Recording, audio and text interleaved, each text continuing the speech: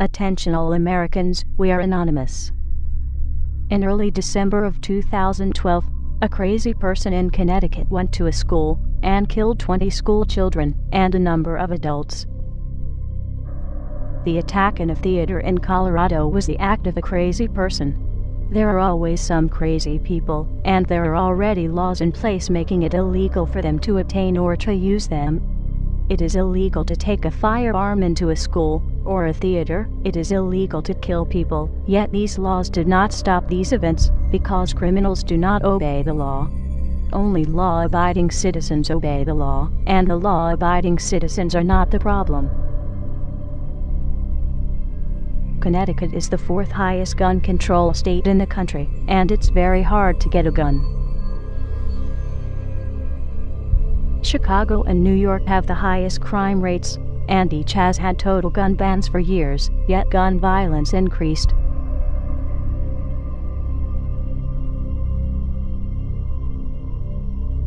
Mexico has a total gun ban for all citizens, but in the last 3 years, more than 55,000 people have been killed by guns because only the drug cartels and criminal government have them. Throughout history, authoritarian governments have used gun violence as an excuse to take people's firearms and control their population. This is exactly what Adolf Hitler did to disarm the German people, and look at the atrocities his administration did. Obama has been working hard to try and ban all semi-automatic weapons and shotguns, while at the same time increasing the weapons and firepower that police and government agencies have. Within minutes of the Connecticut shootings, politicians were on the state-run media saying it was time to get rid of the guns, and they will be talking about it for weeks to come. The Obama administration and his government-funded media have been promoting this idea for months. Every time there is a shooting performed by a crazy person, the media talks about it non-stop for weeks or months. But when there is an illegal or unlawful shooting by police that does not fit Obama's agenda, the story is barely mentioned, such as some of the following cases. August 2, 2012. Travis Carter was shot in the head while handcuffed in a patrol car in police custody. Police claim he hid the gun and shot himself, even though he already told his girlfriend they would go to a movie when he got out.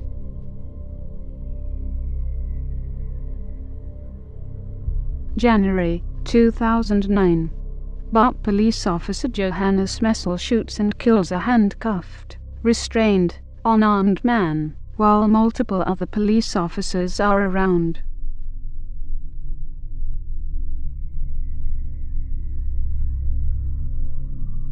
August 2012. A man at the Empire State Building has killed a co-worker, and the police showed up and unleashed a hail of gunfire at the man, killing him, and the police bullets also injured many pedestrians.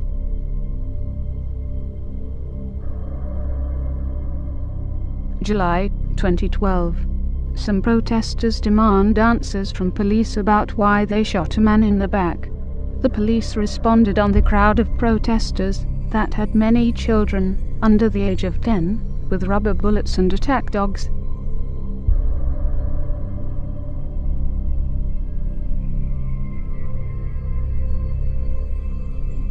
These stories got barely a whimper out of the press, and certainly did not get the coverage of several weeks, even though they are just as newsworthy. In addition, are the other major violent crimes where firearms were not even used. August 2007, Connecticut. In a home invasion, a wife and 2 children were murdered. The wife and youngest daughter were also victims of sexual assault. Only the father husband survived, and he was badly beaten.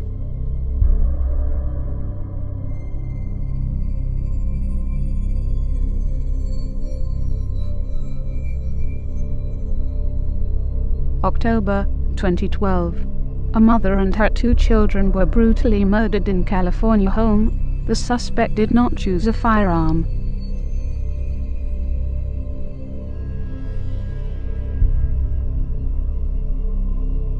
October 2012. 2 children were found stabbed to death when their mother returned home. The suspect was the children's nanny.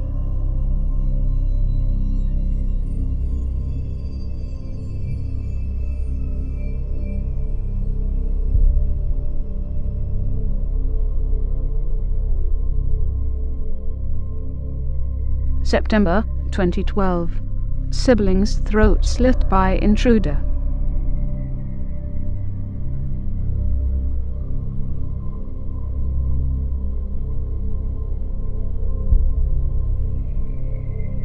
The press also hardly mentions the cases where guns were used by law-abiding citizens to save lives to avoid being raped or killed. October 2012. 12-year-old Oklahoma girl shoots home intruder to protect herself after she tried to evade them.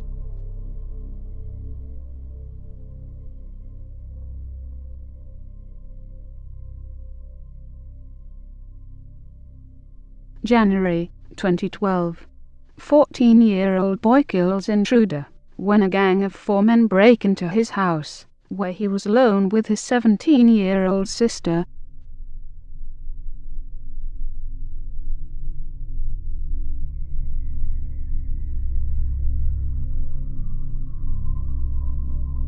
Many would have you believe that guns are the cause of violence, but that is like saying fat people are obese because they have forks and spoons. It is caused by the person that commits the acts, not the instrument they used. If guns were the cause of the violence, then the police would be committing more violence with guns and would need disarmed instead of being more heavily armed. And the military and National Guard should never be used to perform law enforcement duties. Other Anons and many other people, including Alex Jones and many others, have provided lots of evidence over the years to these facts. It has been known, predicted by many for several months, and in some cases years, that Mr. Obama's intentions are to confiscate all firearms, or at least as much as he can, to make it easier to usher in a fascist police state, to establish a one-world government, and under a one-world currency system. It was a tragedy in Connecticut, where the school children were murdered by a crazy person, and, as we have demonstrated in this video, there are countless cases where the press did not report on it as much, because it was not on a political agenda. How dare Mr. Obama soil their memories, and who they were, and are, by using this and other events for his own purpose. Guns have been used to save lives, and could have been used to save other people. Mr. Obama would have you believe that guns are the cause of these crimes that CNN, Fox, and the rest of mainstream media talk about so much, but it is hardly mentioned when the crimes are committed by authorities that are ever increasingly armed. Mr. Obama will tell you he needs to get guns out of the hands of criminals, but he will be taking them out of the hands of law-abiding citizens, while the criminals will still have them, and will have other means of inflicting harm. The law-abiding citizen will be helpless. Those that were saved by guns will become victims. And those that could have been saved by guns will have that history repeated, as others end up raped and murdered.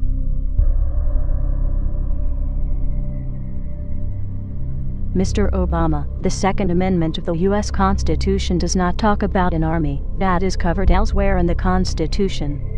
It does talk about a well-regulated militia, which is made up of civilians with their own weapons.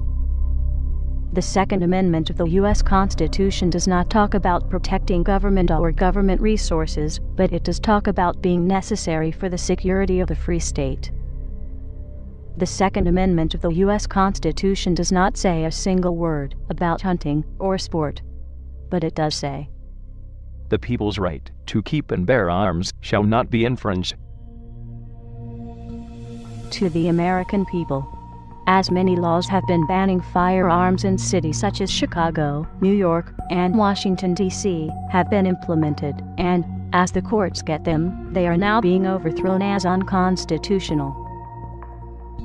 Even if they were not ruled on, they are an infringement to your Second Amendment rights, and you have no obligation to obey it, and the courts have no obligation to enforce it.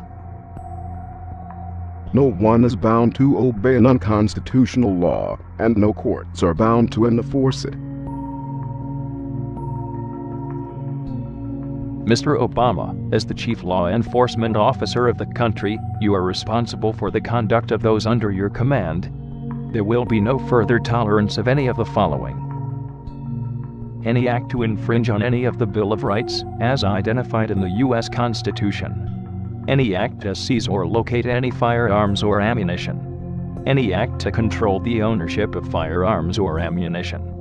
Any act to control the manufacturing or sales of firearms or ammunition. Any act to document ownership, purchases, or attempts to purchase firearms or ammunition.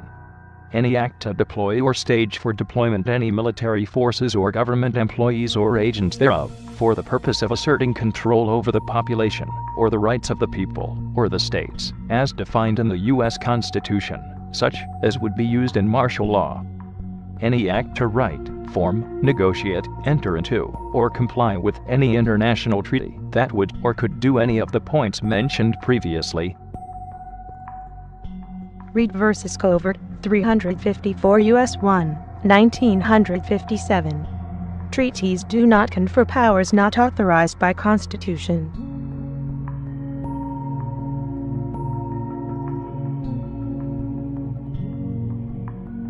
Any action taken by you to attempt to perform those acts, or similar acts, as interpreted by the American people, or any attempt by you to skirt your responsibility to the true office of the presidency, will be viewed by many people as your willful act of insurrection and treason against the American people, as those acts would be willful disregard of your oath of office.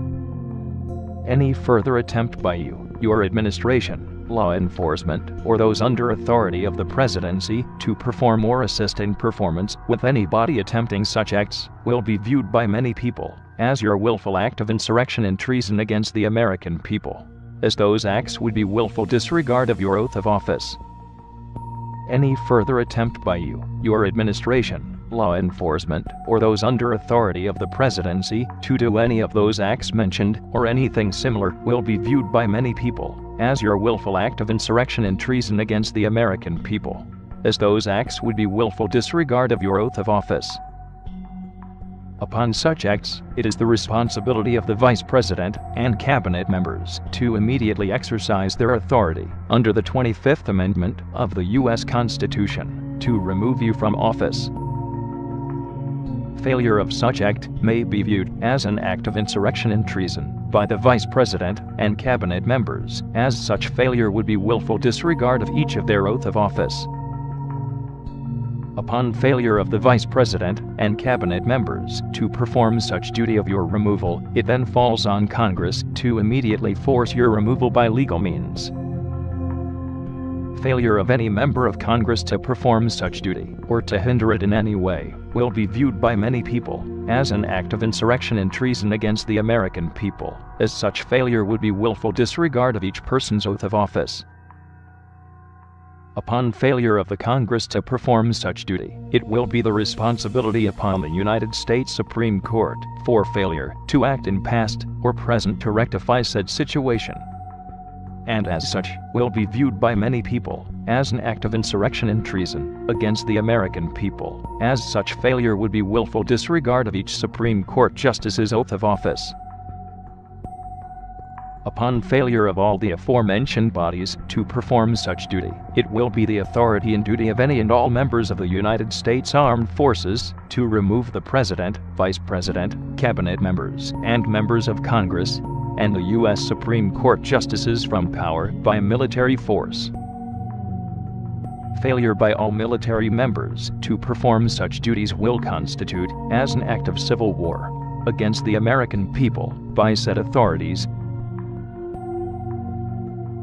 This video has links to other sources. This is for news and education reasons, and so falls under fair use. But no doubt, some people will try and have it removed. Download it and re-upload it, or pass it along. Let the truth be known. We are anonymous. We do not forgive. We do not forget.